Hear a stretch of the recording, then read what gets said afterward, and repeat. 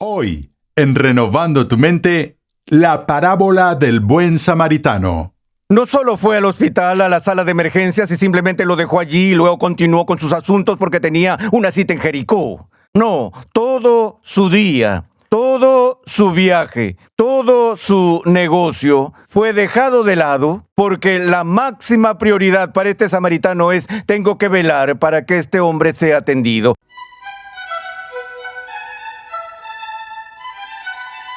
Esta historia es tan familiar, incluso entre los no cristianos, que el personaje principal forma parte de nuestro léxico, el buen samaritano.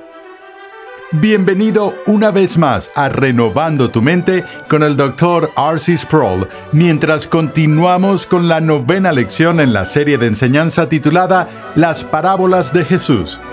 En esta serie, el Dr. Sproul examina varias parábolas de Jesús, explorando las ricas verdades que revelan sobre quién es Jesús y lo que vino a lograr mediante su vida, muerte y resurrección.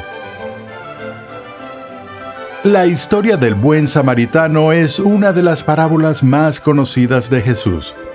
Si creciste en la iglesia, probablemente la oíste en tus primeras clases de escuela dominical. Pero la historia es tan familiar que podemos pasar por alto algunas de las lecciones claves que Jesús quería que aprendiéramos. No se trata solo de la historia de un hombre en viaje de negocios que hace una buena acción. No, había mucho más que Jesús estaba comunicando a su audiencia original y a nosotros. Pasemos una vez más al salón de clases a escuchar al Dr. R.C. Sproul mientras explica cómo esta parábola de Jesús defiende la dignidad intrínseca de quienes han sido creados a imagen de Dios.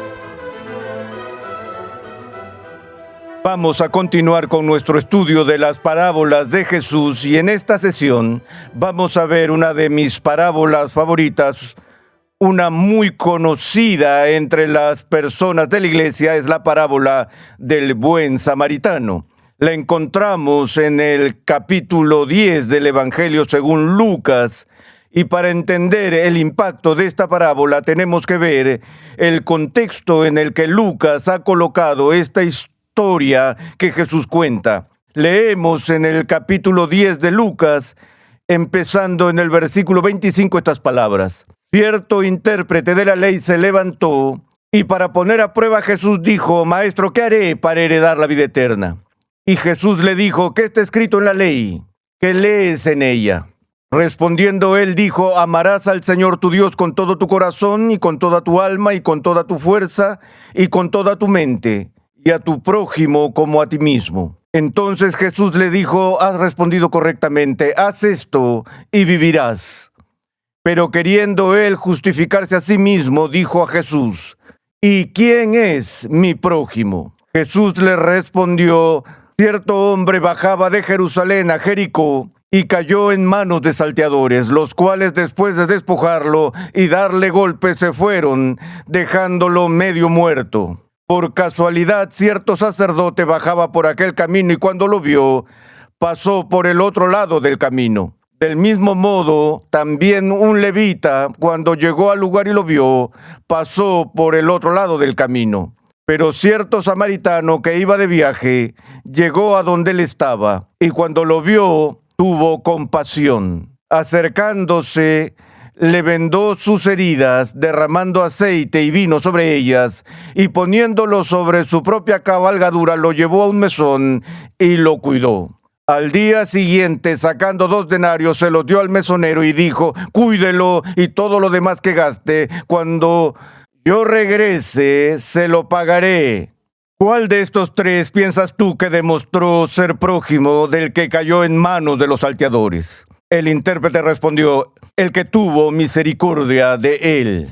Ve y haz tú lo mismo, le dijo Jesús. El contexto en el que tenemos la parábola del buen samaritano es en el contexto de un breve interrogatorio que es provocado por este abogado que viene a Jesús Y Lucas nos dice que su propósito de hacerle preguntas a Jesús no era porque estuviera buscando genuinamente sabiduría del Señor, sino que su propósito era poner a prueba a Jesús. Entonces fue a decirle: Maestro, ¿qué haré para heredar la vida eterna? Y Jesús, sabiendo que este hombre era abogado, le dijo: bueno, ¿qué está escrito en la ley? Como abogado en Israel se suponía que era un maestro de la ley del Antiguo Testamento.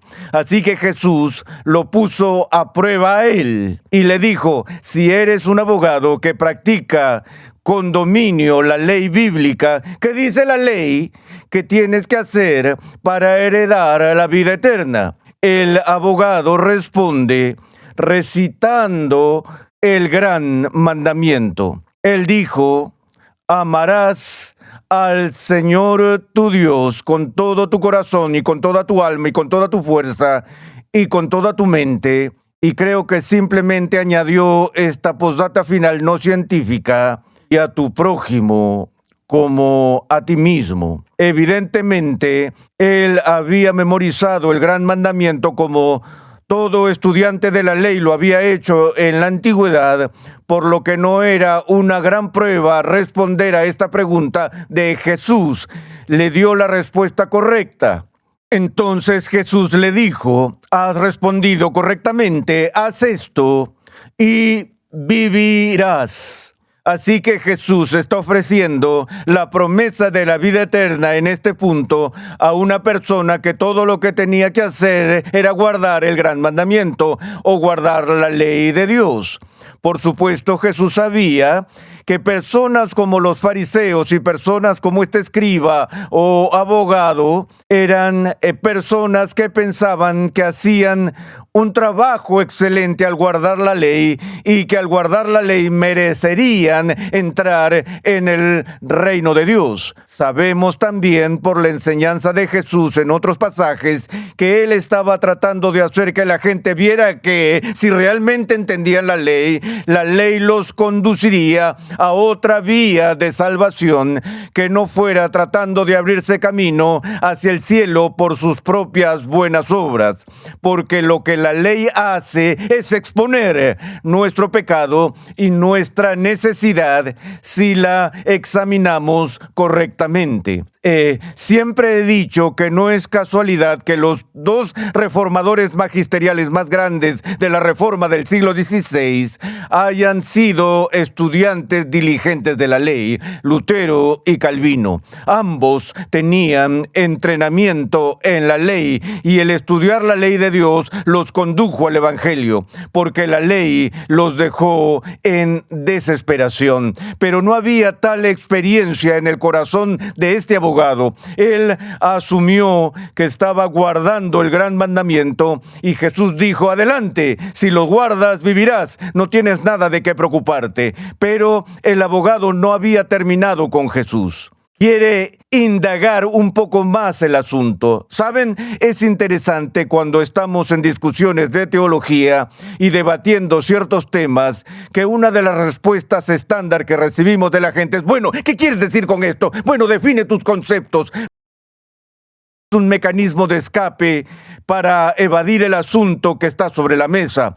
Pero este abogado se apresuró a hacer ese tipo de argumento. Dijo: bueno, Jesús, ¿quién es mi prójimo? ¿Qué quiere decir la ley cuando afirma que estoy supuesto a amar a mi prójimo como a mí mismo? Entiendo lo que significa amar a Dios con todas mis fuerzas, todo mi corazón, toda mi mente y todo eso.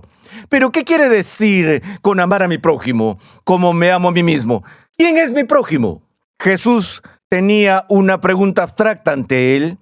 Y podría haber dado una respuesta abstracta. Podría haber dicho: bueno, tu prójimo puede definirse como alguien que vive a tu lado, o en la calle donde vives, o aún más general, se extiende a cualquiera que vive en tu vecindario. Cualquier persona en tu vecindario puede ser interpretada como tu prójimo. Entre los judíos y en particular entre los fariseos, tenían una definición muy estrecha de quién era el prójimo. Para ellos sería un compañero judío y un compañero judío justo, probablemente muy similar al resto de los fariseos, y hacían distinción entre ellos y los hombres justos y las personas del pueblo, la gente de clase baja.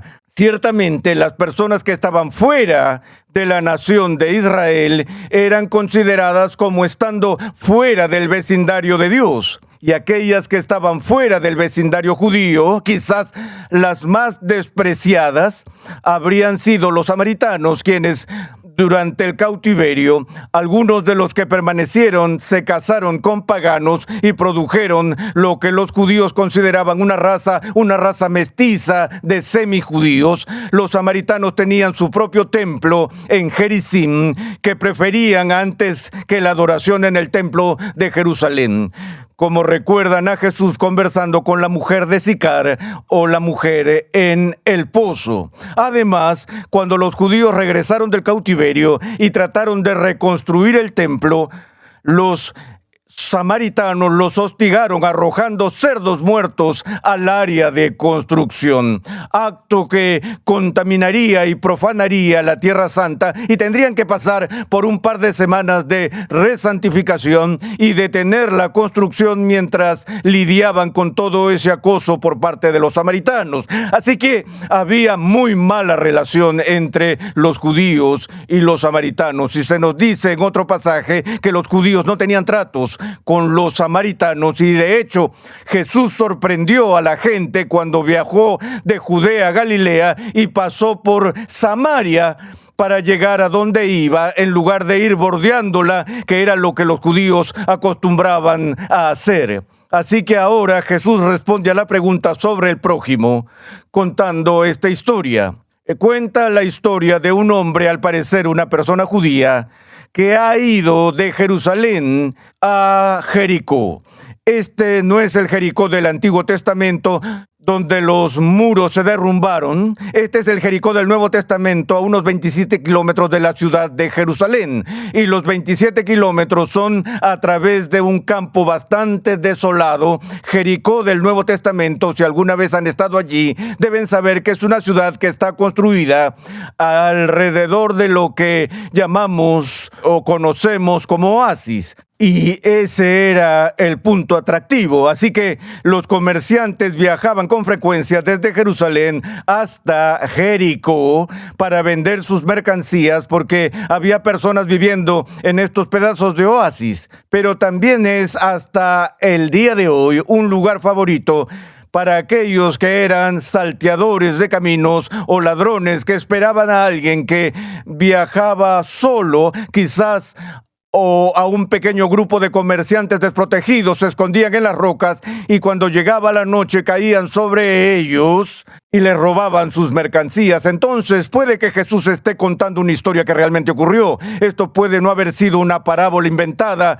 e ilustrativa en este caso, pero él dijo: el hombre estaba bajando a Jericó. En el camino cayó entre salteadores, que lo despojaron de su ropa, lo hirieron, evidentemente robaron todo lo que tenía valor y lo golpearon severamente. Y lo dejaron, como dice la parábola, medio muerto. Así que esta víctima de la paliza salvaje de los salteadores quedó en tal situación que obviamente si nadie le prestaba ayuda o si nadie venía a rescatarlo, seguramente moriría allí desnudo, solo, golpeado hasta el punto de estar medio muerto. El resto de la historia habla de las personas que vieron a este pobre hombre tirado en la calle y de cuál fue su reacción. Por casualidad, cierto sacerdote bajaba por aquel camino y cuando lo vio, pasó por el otro lado del camino. No es que no lo haya visto. Vio al hombre, lo vio acostado allí en un montículo y obviamente desde el punto de vista del sacerdote no podía decir con certeza si este hombre estaba vivo o muerto. Así que le dio al hombre un amplio espacio, caminó hacia el otro lado del camino. ¿Por qué hizo eso? Había todas estas leyes entre los sacerdotes y entre los fariseos y los levitas y el resto, que tenía que ver con los rituales de contaminación y limpieza, y una de esas leyes decía que no se le permitía tocar un cadáver. Y si tocabas un cadáver, entonces tendrías que pasar por todo tipo de rituales de limpieza para reanudar tus actividades sacerdotales. Así que este hombre, temiendo que el tipo que había sido atacado por los salteadores estuviera muerto, se alejó tanto como pudo de él. No quería tener que pasar por estos rituales de limpieza que interrumpirían el curso normal de sus actividades sacerdotales, por lo que se fue al otro lado del camino. Luego leemos, del mismo modo también un levita. Un levita era consagrado en su tribu para hacer las obras de Dios y enseñar.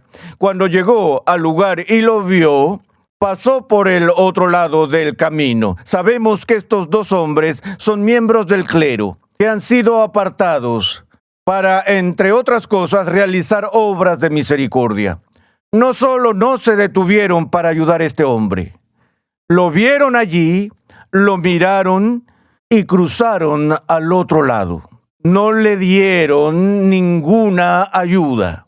En lo que a ellos respecta, si el hombre no estaba muerto ya, ciertamente lo estaría como resultado de su negativa a darle alguna ministración. Pero ahora leemos en la parábola de un tercer hombre que viene y es identificado no como sacerdote ni como levita, y Jesús eligió esto cuidadosamente, sino como un samaritano. Él dijo, pero cierto samaritano, esta parábola se llama la parábola del buen samaritano, y si les dijeras a los judíos que les vas a contar una parábola de un buen samaritano, el judío diría que es una paradoja. No hay tal cosa como un buen samaritano, o me vas a contar la historia de un samaritano muerto, porque el único samaritano bueno es un samaritano muerto, en su opinión. Pero este hombre estaba muy vivo. Y viene y leemos, llegó donde estaba el hombre. Aquí tenemos quizás la oración más importante de toda la parábola. Y cuando lo vio, tuvo compasión. Eso fue precisamente lo que el sacerdote y el levita no tuvieron. No sintieron nada por este miserable desdichado que yacía desnudo en la calle. Pero cuando el samaritano vio a este hombre brutalmente golpeado, tuvo compasión. Permítanme detenerme aquí por un segundo. La historia podría haber sido así. El samaritano vio a este hombre en la calle, se sintió muy mal por este tipo, abrumado por una sensación de lástima, y luego pasó hacia el otro lado y siguió su camino. No. La compasión que tenía lo llevó a la acción. No solo dijo, diré una oración por ti, amigo, siento tu dolor. Y continuó, actuó para hacer todo lo que estaba a su alcance para mostrar misericordia a este enemigo que había caído entre ladrones. Acercándose, le vendó sus heridas, derramando aceite y vino. Y después de ungir a este hombre en su miseria, lo levantó. El hombre obviamente no podía caminar. Lo puso sobre su propio animal, sobre su propia bestia de carga. Quizá quería decir que el samaritano caminaría junto al burro o camello o lo que fuera, renunciando a su asiento para que este hombre herido pudiera tener un lugar para montar. Y lo llevó a un mesón. No solo fue al hospital, a la sala de emergencias y simplemente lo dejó allí y luego continuó con sus asuntos porque tenía una cita en Jericó. No, todo su día, todo su viaje, todo su negocio fue dejado de lado porque la máxima prioridad para este samaritano es, tengo que velar para que este hombre sea atendido. Así que lo llevó al mesón, le consigue una habitación en el mesón, se asegura de que el hombre reciba todo lo que necesita en el mesón, toda la comida y todos los cuidados. Al día siguiente, se quedó toda la noche en el mesón solo por este pobre hombre. Cuando partió, sacó 2 denarios que le dio al mesonero y le dijo: cuídalo, cueste lo que cueste, cuídalo. Cueste lo que cueste, cuídalo. Me conoces, hago este viaje regularmente. Volveré la próxima vez que esté en este vecindario y lo que te deba te lo pagaré en ese momento.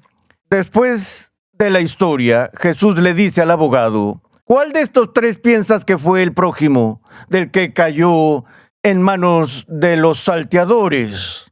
De nuevo, esto era teología básica. Esta fue la pregunta más fácil que le habían hecho a este abogado. ¿Cuál de los 3 hombres crees que era el prójimo? El abogado no podía fallar. Él dijo: el que mostró misericordia con él. No solo sintió compasión, mostró compasión. En esta historia, Jesús no está tan solo comunicando cómo tratar a las personas que están dañadas o heridas o necesitadas con misericordia y compasión. De nuevo, el objetivo de la historia era responder a la pregunta: ¿quién es mi prójimo?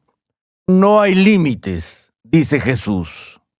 Sin límites étnicos, sin límites geográficos, en el vecindario del reino de Dios. Escuchamos de los liberales del siglo XIX que Dios es el Padre de todos nosotros y que tenemos esta hermandad universal. No tenemos hermandad universal. En el Nuevo Testamento la hermandad está formada restrictivamente con todos los que están en Cristo. Cristo es el Hijo unigénito del Padre y Él es nuestro hermano mayor. La única forma en que entramos en esta hermandad es a través de adopción. Y las personas que no creen en Jesús no están en esta hermandad. No hay hermandad universal. Pero hay un vecindario universal. Es decir, cada ser humano creado a imagen de Dios es mi prójimo. Lo que significa que soy llamado, esto es algo radical, estoy llamado a amar a cada ser humano sobre la faz de esta tierra, tanto como me amo a mí mismo. Incluso si no es parte de la hermandad, incluso si no está en la familia de la fe, sigue siendo mi prójimo. Mencioné esto hace poco en un sermón. Cuando vemos a personas necesitadas, no les preguntamos cómo llegaron a ese punto. Nuestro trabajo no es condenar a la persona que se ha caído en la zanja y decirle: ¿cómo llegaste allí? Si están en la zanja, es nuestro trabajo ayudarlos a salir de la zanja. ¿Por qué? Porque nos gustaría que nos ayudaran y esa persona es mi prójimo. Y se supone que debo amar a mi prójimo como me amo a mí mismo. Jesús dice: haz esto y vivirás.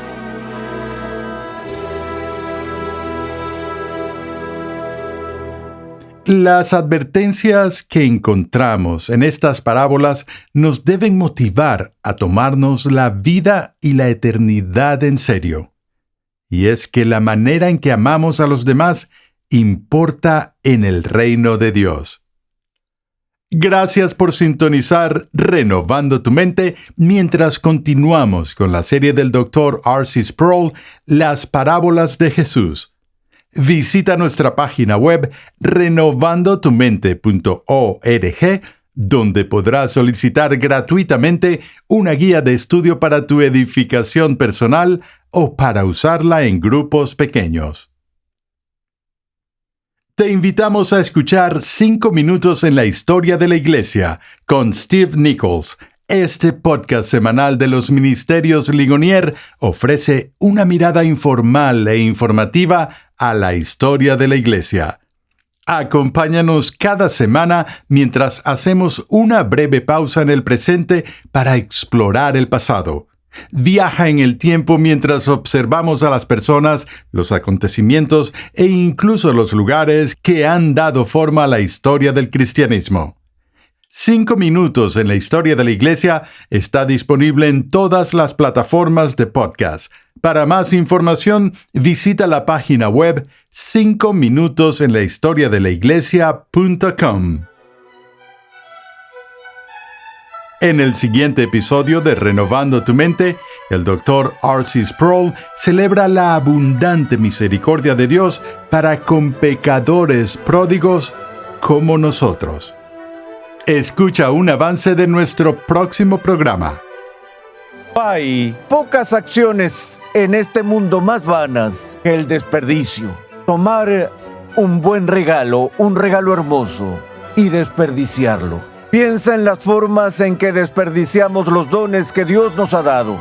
Los hemos gastado tontamente. Este joven era el epítome de ese tipo de vida. Es por eso que se le llama pródigo. Renovando tu mente es una producción de los Ministerios Ligonier, la confraternidad de enseñanza fundada por el Dr. R.C. Sproul. Nuestra misión, pasión y propósito es ayudar a las personas a crecer en su conocimiento de Dios y su santidad. Suscríbete a nuestro canal en YouTube, Ministerios Ligonier, para que puedas disfrutar de todo el material de enseñanza que estamos produciendo completamente gratis y en español. Para contactarnos, por favor envíanos un correo electrónico a programa@renovandotumente.org con tus preguntas, testimonios y comentarios. Te invitamos a escuchar nuestro siguiente episodio y a unirte a nuestra gran comunidad virtual en las redes sociales.